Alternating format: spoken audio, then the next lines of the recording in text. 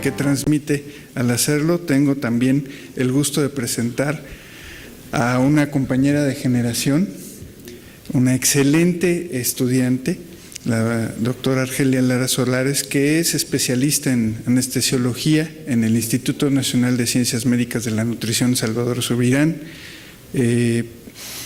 Tiene también el posgrado de la medicina del dolor, cuidados paliativos y dolor, hecho en el Hospital Gregorio Marañón en Madrid, y también con estancias en el MD Anderson Cancer Center. O sea que tenemos nada más a una experta en el manejo del dolor que nos va a hablar precisamente de eso, algo que muchos carecemos para el manejo, el ahorro de medicamentos y el utilizar adecuadamente los analgésicos. Muchas gracias, doctora. Pues muchísimas gracias, buenos días. Estoy encantada de estar aquí en estas jornadas médicas. La realidad es que yo creo que los médicos pues somos estudiantes eternos, como ha quedado muy claro. Hay muchas áreas que nos quedan pendientes por dominar y seguramente irá habiendo novedades con el tiempo. Yo les voy a hablar el día de hoy acerca de un tema que tal vez ustedes consideren que algunos seguramente están involucrados, como sería el tema de todos los equipos quirúrgicos, y para los que no estén directamente con el tema de cirugía, anestesia o en el manejo perioperatorio del dolor, a mí me parece que por cultura general y porque les puede llegar un paciente en estas condiciones, vale la pena saberlo. El título es Manejo del dolor posoperatorio y ahorro de opioides, pero yo les diría que un subtema muy importante que también voy a tocar es el dolor posoperatorio persistente, que eso ya lo dejo para que lo piensen un momento. Dolor posoperatorio persistente, ¿y eso qué es? Porque al final del día uno puede decir, bueno, tal vez nos fue muy mal con un paciente, tuvo muchísimo dolor, costó mucho trabajo controlarlo, pero el posoperatorio algún día se acaba, pero el dolor no siempre se acaba. Eso es lo interesante del tema.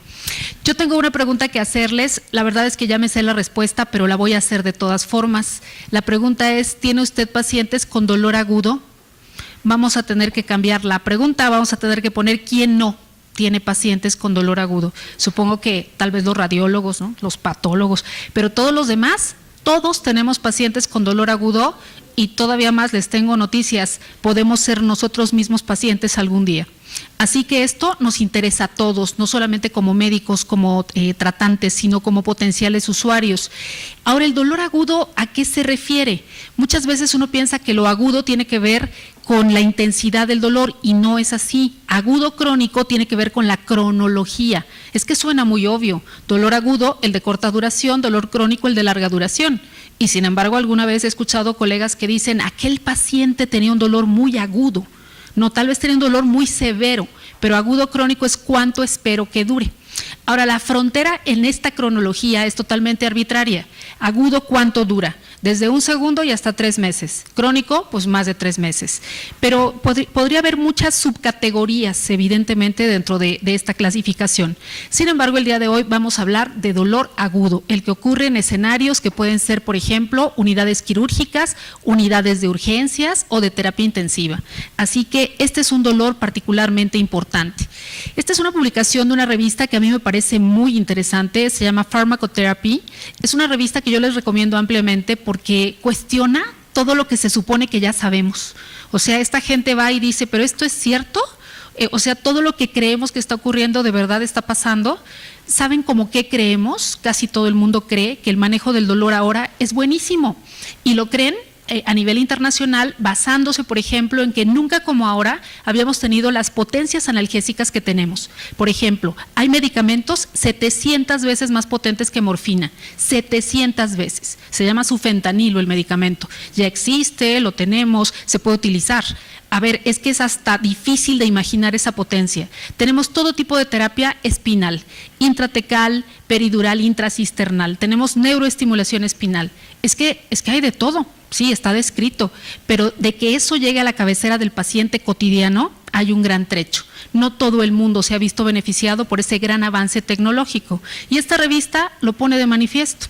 Fíjense ustedes que aquí lo que nos muestran es un comparativo entre 2 años distintos, 1995 y el año 2003. ¿Por qué hacen esto? Porque lo que quieren ver es si de verdad ha habido un progreso en el manejo del dolor, si de verdad los desenlaces quirúrgicos, como le llaman en inglés, los outcomes, han mejorado. Miren cómo, bueno, pues aquí tenemos el porcentaje de pacientes, aquí tenemos la intensidad del dolor, en la barra mostaza tenemos el año 95, en la barra septiembre, se trató de este tipo de situación. Cuando el dolor perioperatorio es mal manejado, lo cual parece ser más la regla que la excepción, puede haber muchas consecuencias. Consecuencias cardiovasculares, por ejemplo.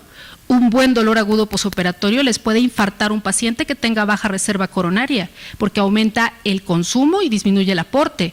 Una persona de 20 años que lo llevamos a taquicardia de 150 por dolor severo, pues mire, lo va a pasar mal, pero tal vez no le pase nada. Nada desde el punto de vista de morbilidad seria.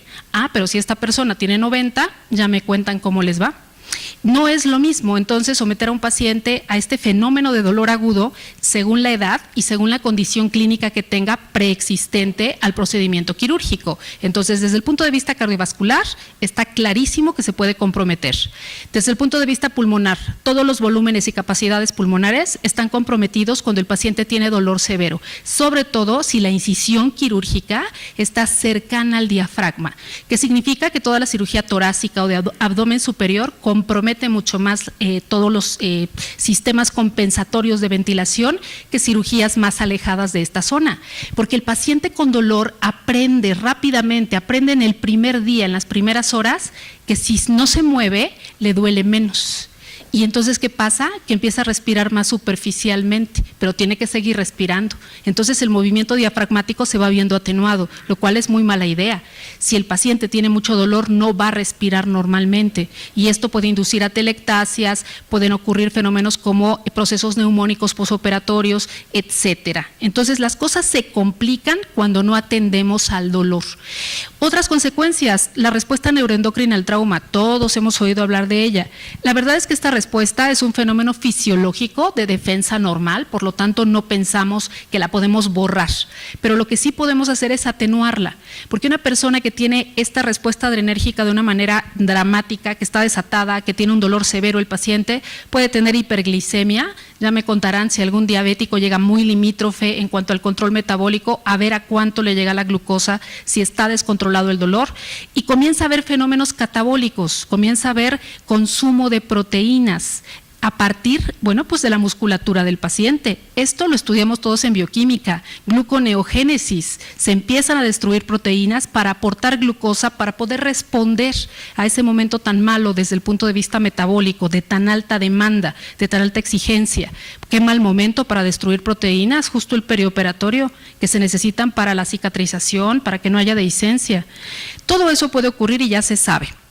Esto no lo sabíamos. Esto también puede ocurrir cuando el dolor es mal manejado. Es la cronificación del dolor agudo. Qué cosa tan rara. Pero si lo piensan por un momento, es que tiene toda la lógica. Un dolor agudo se puede convertir en crónico. Eso está claro. Pero fíjense que todos los dolores crónicos alguna vez fueron agudos. Algún día comenzaron, duraron lo suficiente y se volvieron crónicos. ¿Cómo pasa? ¿Qué es lo que ocurre para que algunos sí se recuperen y desaparezca el dolor con el tiempo y otros no? En otros pacientes permanezca. Esa es la gran pregunta. ¿Qué factores hay de vulnerabilidad para el que queda con dolor o de protección para el que tuvo su evento quirúrgico, le haya ido bien o mal, se recuperó y ya pasó? Aquí tenemos algunos de los planteamientos que se han hecho y miren que las fechas, si ustedes van checando las referencias, pues no tienen más de 10 años. En general, esto es un tema muy nuevo, cronificación del dolor agudo. Esto se describió originalmente en pacientes quirúrgicos, pero ha ido creciendo el volumen de conocimientos que hay en el tema. Fíjense que todo el mundo cree que la historia comienza a nivel periférico, es decir, cuando se activan estos nociceptores, que son los receptores especializados en dolor desde la periferia de los tejidos que están siendo lesionados, y entonces se envía esta información aferente, y uno de los primeros relevos es el asta dorsal de la médula espinal. El asta dorsal ya es sistema nervioso central y es un lugar muy importante porque es una especie de aduana. Ahí el asta dorsal decide qué estímulos que recogió de la periferia van a subir hasta centros superiores, cuyo blanco final es la corteza cerebral, y cuáles se van a regresar como arco reflejo. Entonces el asta dorsal es importantísima. Bueno, pues resulta que a nivel del asta dorsal se ha podido determinar que hay un fenómeno que se llama sensibilización central. ¿Eso qué es? Parece raro, ¿no? Suena como insólito y a veces uno dice, ¿yo qué tengo que ver con esto? Mejor hay que irnos acostumbrando porque sensibilización central ahora lo están utilizando como base fisiopatológica para explicar fenómenos muy diversos, como cuáles, como fibromialgia, como reflujo gastroesofágico, como colon irritable, como fatiga crónica, como algunos tipos de cefaleas y también este constructo teórico que estamos viendo. Así que no es de una sola especialidad, esto parece que nos va a pegar a todos porque es una manera diferente de abordar la fisiopatología del dolor. Lo que se dice de esta sensibilización central, yo creo que aquí muchos han oído hablar de ella, pero tal vez con otro nombre. Era lo que los antiguos llamaban la memoria al dolor. Este dolor que después de ser muy severo o muy prolongado dejaba una huella neuroquímica en el asta dorsal. Por eso decían quedó esa memoria al dolor. Y el primer modelo que se estudió fue el dolor posamputación, el dolor fantasma. La gente decía, a ver, ¿qué le duele a este señor? Si ya no tiene el brazo, la pierna, el dedo, lo que haya sido que estaba lesionado, ¿cómo es posible que le duela? Ah, pues este fenómeno tan complejo fue el primero que se estudió y entonces de ahí partió la investigación para poder saber lo que ahora tenemos mucho más claro. Sensibilización central es esta memoria al dolor a partir de un estímulo periférico. Generalmente se cree que un dolor agudo mal manejado puede llegar a ocasionar este tipo de sensibilización. Para todo aquel que piense que esto es algo como muy teórico, pues les voy a mostrar algunos datos que ya son de la vida real. Esta es una revista, aquí no se ve muy claro, pero se llama Acute Pain, es una revista muy famosa en el mundo del dolor agudo, solo se dedica a dolor agudo, y aquí dice año 2006. 2006 tiene 12 años de publicado esto. Esto en medicina es un concepto joven, pero a ver, no fue de hace 2 semanas, fue de hace 12 años. Dolor posoperatorio crónico, dice este artículo, epidemiología e implicaciones clínicas, y aquí nos pone una lista gigante de todo lo que se ha documentado, las referencias están por aquí, ustedes lo pueden consultar directamente, y nos habla de la incidencia de dolor crónico después de procedimientos quirúrgicos. Dolor crónico, doctores, no es que le dolió una semana más o 3 meses y tardó en recuperarse, no, crónico dijimos es más de 3 meses, y entonces miren lo que nos encontramos. Claro que hay rangos, ¿no? Me voy a ir al más alto, pues porque resulta muy impactante. Dolor posamputación, hasta 85% de los pacientes van a tener dolor. Pero sí lo sabíamos. Sí sabíamos que el paciente posamputado puede tener dolor fantasma, sensación fantasma, dolor en el muñón o la combinación de las 3 anteriores. O sea, sí sabíamos, pero no que hasta el 85%. Toracotomía, hasta el 67% va a quedar con dolor crónico.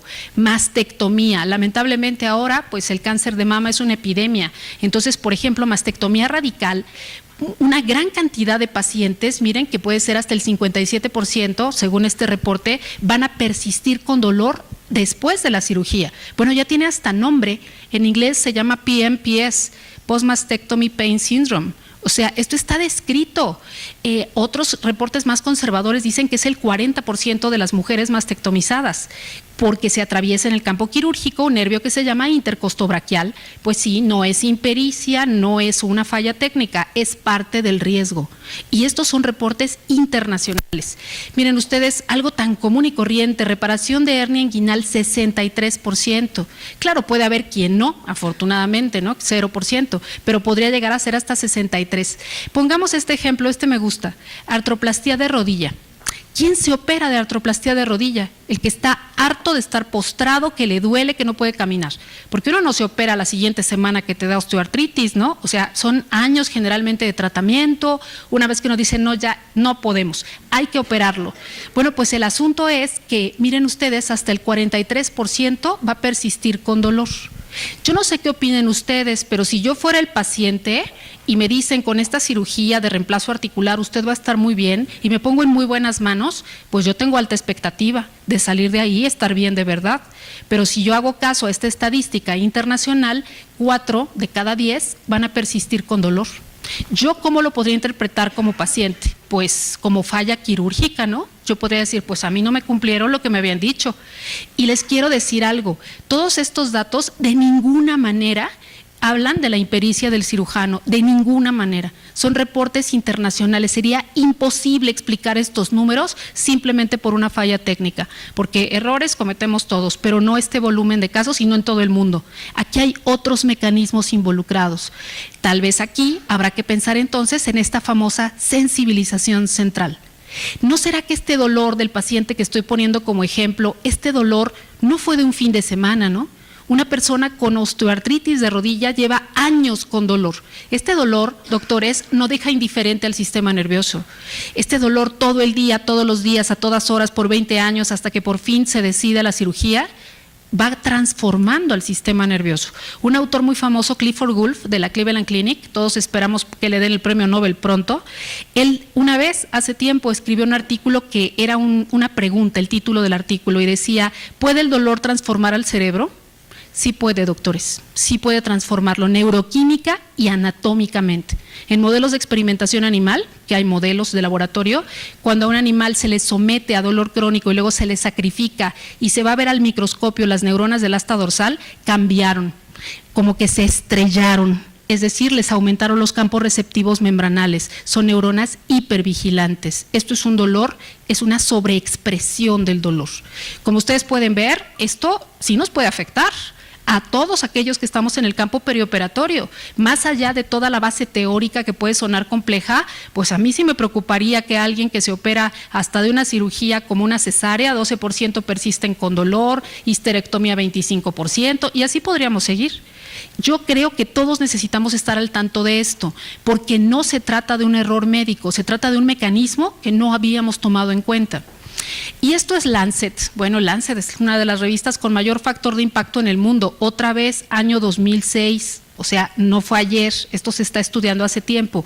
Lancet siempre es súper elegante. Entonces, con un esquema de este tipo, miren lo que nos dice. Dice, mire usted, doctor cirujano, usted está operando en la periferia y puede ser el mejor de todos los cirujanos de su área. El problemita es que el dolor ya no está en la periferia, el dolor ya se centralizó y hasta ya no llega a su bisturí. Entonces, necesita hacer cosas adicionales, no nada más considerar que su técnica es muy buena. Eso, pues felicidades, qué bien. Pero hay otros mecanismos que no se están atendiendo y mientras no lo hagamos, no esperemos resultados diferentes. ¿Qué podemos hacer? El resumen es este. Podríamos utilizar 3 tipos de estrategia. Uno es analgesia preventiva y algunos de los colegas que están aquí dirán, uy, eso de nuevo no tiene nada, hace 30 años nos hablaban de esto, pero sí hay una novedad que les voy a compartir.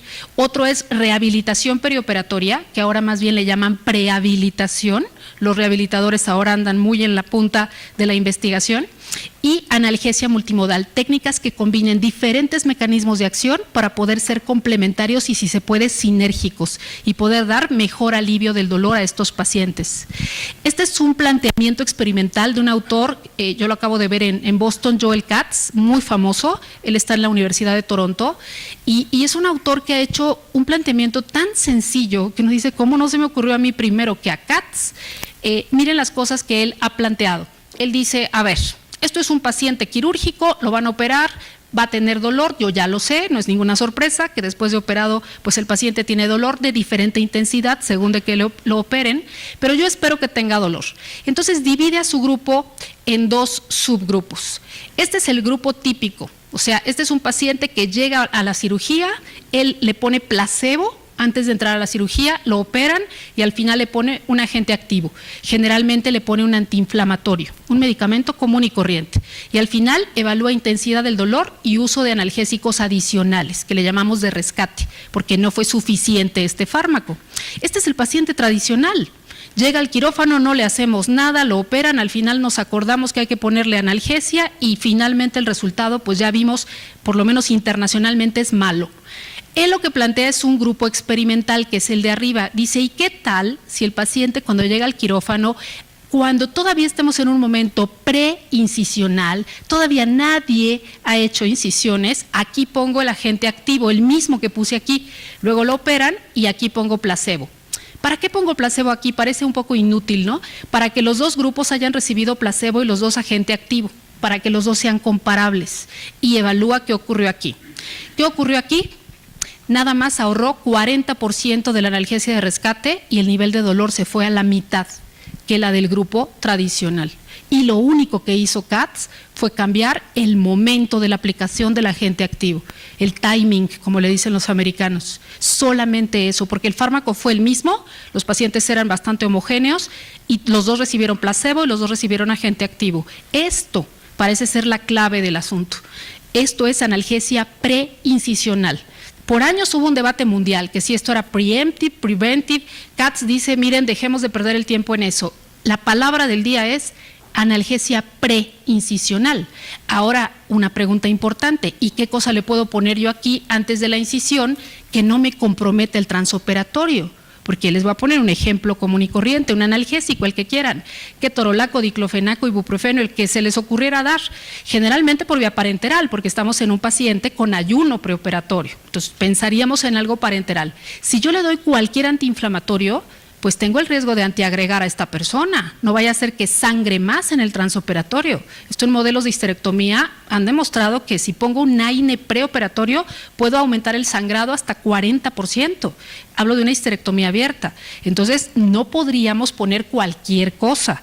Lo que él dice es, aquí necesitaríamos un fármaco que no sea antiagregante, idealmente que no sea gastrolesivo y que tenga buena potencia analgésica. Entonces ya tenemos el tipo de agente que necesitamos aquí.